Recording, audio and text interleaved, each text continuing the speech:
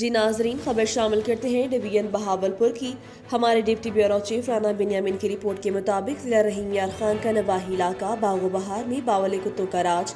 मुख्तलिफ वाक़यात में एक बच्चा समेत 3 अफराद जख्मी, जबकि 20 बकरियां हलाक, 20 से ज़ायद जख्मी।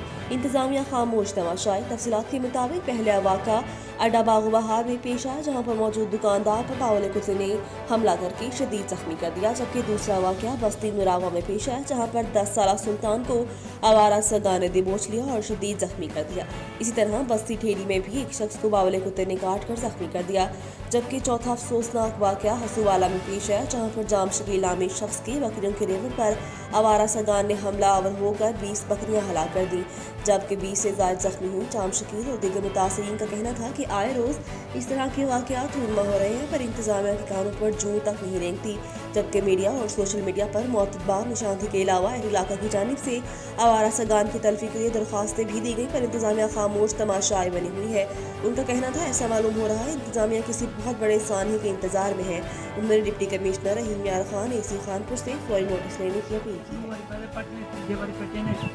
कुत्ते मारन के लिए कुत्ते खाती कुत्ते मारन के लिए